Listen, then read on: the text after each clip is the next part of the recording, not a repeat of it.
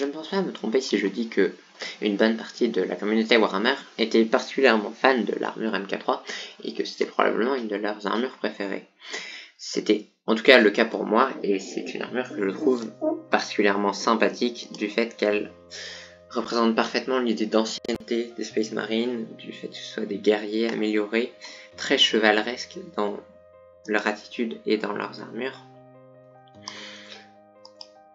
C'est une armure qui correspond parfaitement bien aux rôles qu'on attribue généralement aux Space Marines. Et c'est pour ça que je l'aime beaucoup. Là où certaines armures, comme par exemple la Phobos, sont des armures que je trouve particulièrement nulles ou mal employées. Au moins l'armure en Phobos c'est pas mauvaise en soi, mais on la voit tout le temps pour des chapitres qui n'ont rien à voir. Bref, peut-être qu'il faudra en parler d'un autre jour, ce sera le sujet d'une prochaine vidéo. Certaines unités, comme ce pack de Space Wolf, sont absolument magnifiques. Et Games Workshop a fini par décider de refaire cette armure qui datait d'il y a 7 ans maintenant, puisque c'était 2016 et 2016, c'était il y a 7 ans. Désolé si ça aura donné un coup de nostalgie à certains, ou un coup de vieux.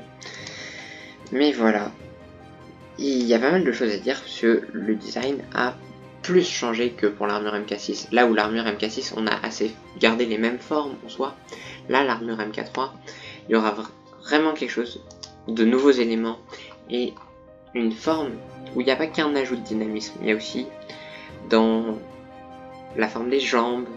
Après il y a le casque, ils ont juste rajouté une pique, encore ça c'est très secondaire, mais il y aura quand même des choses à discuter. On va donc parler de tout ça et je vais en profiter aussi pour évoquer certaines nouvelles sorties pour Russe Heresy qui ne sont pas rapport avec ça, parce que j'avais promis une vidéo qui parlerait des révélations de Russe Heresy pour la Nova et finalement je ne l'ai jamais sortie puisque ça commence à faire trop longtemps, tout ça, que j'avais mis beaucoup de temps à faire les autres et pour diverses raisons. Je parlerai pas de Fulgrim par contre parce que ça prendrait beaucoup trop de temps à détailler et limite ferait une vidéo en soi pour en parler. Mais j'évoquerai quelques autres trucs. On va pouvoir commencer tout de suite, et je vais arrêter de regarder ces figurines qui, bien qu'elles soient magnifiques, ne sont pas le sujet de cette vidéo. Et allons-y. On va tout de suite commencer par regarder les différentes nouveautés dans l'armure MK3, et notamment par le Space Wolf, et c'est une figurine, je vais vous la mettre en entier, que je trouve absolument magnifique, et probablement une de mes, si ce n'est la figurine préférée de tout Warhammer que j'ai vue. Déjà parce qu'elle correspond super bien à l'esprit de la Légion. Ensuite, l'armure MK3 ici est parfaitement bien adaptée. Et Space Wolf, ça a toujours été une Légion auquel j'ai trouvé qu'elle correspondait mieux à la MK3 qu'à la MK6. Et elle regorge de détails. C'est rare, parce que sur toutes les figurines qu'on avait avant, ça m'arrivait très souvent de considérer que même si c'était pas extrêmement grave, c'était plus ou moins grave selon les cas, elle manquait de détails. Celle-ci, elle n'en manque pas. Elle est pleine de détails. Ils ont rempli de gravures, de style d'armure, enfin d'effets dans le style d'armure qui la rendent plus personnalisée et plus en accord avec la culture des Space Wolf. Puis il y a plein d'éléments aussi, le bouclier nordique, tout ça, je trouve que c'est franchement une des meilleures qu'on ait eues. Et je la trouve super sympa. Ensuite on a eu des nouvelles têtes aussi. Et même si les anciennes qui ont été énormément critiquées, c'était vraiment des têtes qui étaient assez détestées, il y a eu plein de mèmes et tout qui a été fait, je trouve que les anciennes elles allaient, on va les regarder jusqu'après. Maintenant celles-là elles sont aussi sympas. Il y a toujours le problème des têtes, en fait c'est des têtes gravées, décorées avec, il semblerait que ce soit des sculptures en bronze, mais c'est pas... Je trouve que il y a juste un petit truc sur le haut, et là où ils auraient pu faire des sorte de dos comme pour l'unité spéciale des Space Wolf en Forge World.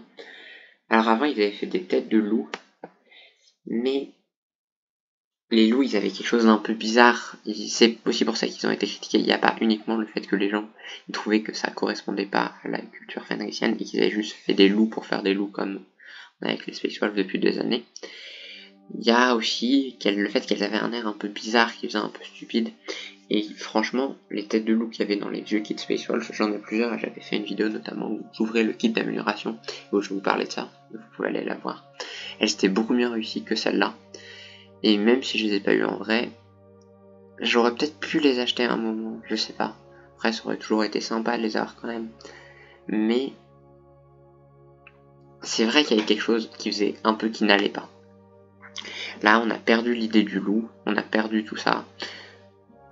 Ça correspond plus à la culture viking que les gens ont envie de voir dans les Space Wolf. Après, peut-être que c'est un peu moins intéressant, ça fait un peu plus une tête banale, et ça fera quelque chose qui sortira moins, qui va pas séparer la figurine de ce qu'elle était avant et en faire une unité complètement différente. Mettez-moi en commentaire ce que vous en pensez, parce que je sais pas si les gens étaient vraiment, à quel point les gens étaient contre ces têtes de loup, et qui les aimait vraiment. J'aimerais bien savoir si les gens de ma communauté, qu'est-ce qu'ils en pensent. On va passer au consul tout de suite. Juste ici, on a la toute première figurine en MK3 qui nous a été révélée après la révélation de l'unité qui portait l'armure elle-même, une armure non modifiée. C'est le consul. Alors au début, c'est une figurine qui me semblait très étrange, et donc bien que à la fois je l'adorais et que je trouvais qu'elle était assez géniale, et ben il y avait comme une impression qu'elle n'était pas officielle, un peu comme une sorte de proxy, où vous voyez, c'est les figurines qu'on peut imprimer en 3D ou trouver et qui sont pas officielles, qui souvent ont des effets un peu bizarres, on a cette sensation à la fois que c'est un Space Marine, que c'est pas sorti par Warhammer. Et bien, pas seulement moi, mais aussi beaucoup de gens, dont j'ai vu les messages sur Insta, avaient cette impression. Plus je l'ai vu, plus je m'y suis habitué. Et peut-être que c'est le fait que je connaisse pas encore bien le nouveau type d'armure qui fasse que ce genre de figurine me semble pas parfaitement collé avec l'idée que je me fais de Warhammer. Je pense que c'est une impression qui partira au fur et à mesure du temps. Sinon, à part ça, elle est super sympa. Moi, je l'adorais, l'armure MK3, les anciennes. C'était probablement même mes figurines préférées de toute la gamme. Donc je sais pas trop si ça arrivera à la hauteur. Et il faut encore que je me fasse un avis, il faut encore que j'en vois d'autres. Ça reste une figurine qui est sympa. Je sais pas pourquoi elle est réservée aux légions terrestres. Parce que vraiment, le consul loyaliste, à une légion comme les Space Wolf, ou même les White Scars, il correspondrait beaucoup moins que celle-là. Et il porte pas tellement d'insignes qui peut faire référence au cas où. Ce sera un œil d'Horus, ça. Je sais pas trop. Sinon, tout ça, là, j'aime beaucoup les manières dont ont été refaites les jambes avec plus de détails. C'est pas la première figurine qu'on voit qui a été faite comme ça. Il y a une figurine qui ressemblait déjà, et bien avant qu'on ait la nouvelle armure MK3, Fafnir Pran. Il était déjà beaucoup plus évolué que les premières armures MK3 qu'on avait. Et c'est pas juste qu'il avait une armure modifiée, mais c'est qu'il correspondait déjà à ce nouveau type d'armure. Et il y a une dernière figurine enfin qui portait une armure qui ressemblait plus à ça. On va revenir beaucoup plus en arrière. Vous voyez ce personnage des Iron Hands dans la Kill Team Deathwatch.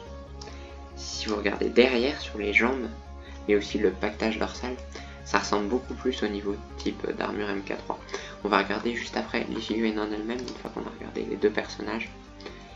Mais voilà. Comme j'ai dit juste avant, l'armure MK3 c'était vraiment une armure que j'adorais, pour son côté antique notamment, et si vous regardez ces figurines là, elles ont vraiment ce côté tout à fait ancien et tout à fait relique que l'on aime tellement dans les armures Warhammer et dont que les Primaris n'ont pas, et c'est une chose notamment que j'avais parlé dans ma vidéo sur les nouveaux Stanward vétérans, qui est vraiment un des pires kits qu'on ait jamais eu.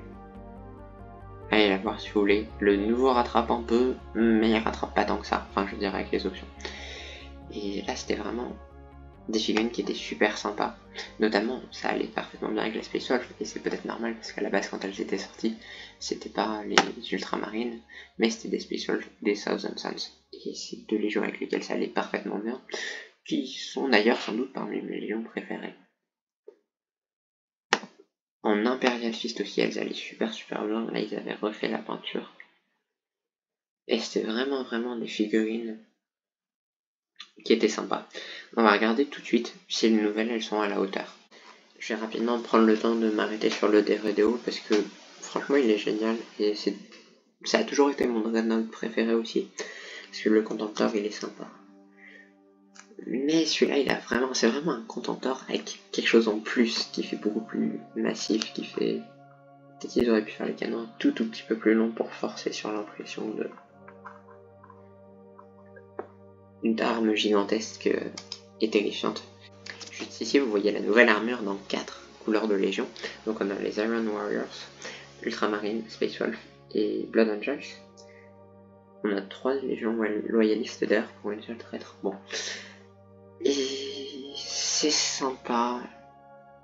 En fait, si on regarde l'Iron Hand, on a un peu l'impression qu'il n'y a pas tant de choses qui ont changé que ça.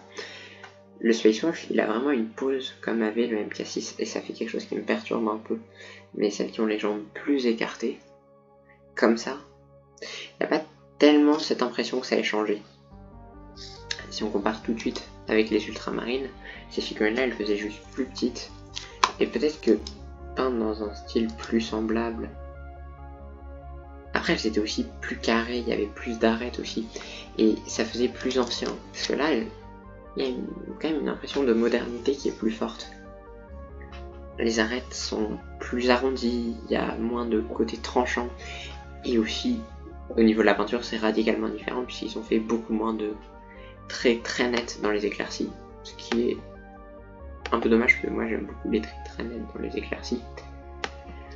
Mais c'est pas si grave que ça, sinon les différences restent assez minimes. La tête est plus petite, elle est plus détaillée et il y a plusieurs modèles de tête. Mais selon leur pose, ça donne vraiment une impression différente. Ils ont pas fait là le coup de mettre des baïonnettes et des tronçonneuses sur la MK6, là où je trouvais que les MK6 faisaient super bien avec des baïonnettes. Celle-là notamment, elle fait trop moderne pour une MK3. Il y en a, ça va. Ces 3-là par exemple, c'est parfait. Ils sont beaucoup mieux. Il y en a qui... Ces 3-là aussi. Ça dépend desquels. Il y en a qui font dans une pose trop droite, trop moderne. Mais je pense que c'est quelque chose auquel je m'y habituerai.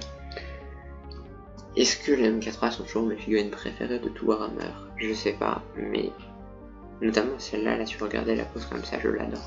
Et je trouve que le petit pic sur la tête, ça a vraiment été quelque chose en plus. Au niveau des jambes, le fait qu'ils aient rajouté plus de détails, qu'ils aient enlevé le fait que ce soit juste un simple rond, pour donner un aspect plus carré avec des vis un peu partout, ça ajoute vraiment quelque chose. Après, en soi... Maintenant que je prends plus le temps de me poser dessus, elles sont beaucoup plus fidèles aux originales que ce que j'avais vu avant. Au début, j'avais une impression vraiment qu'elles étaient particulièrement modernes, et finalement, pas tant que ça. Peut-être qu'en Space Wolf, ce sera juste des figurines plus sympas, plus grandes, plus dynamiques. Je pense que je vais en prendre.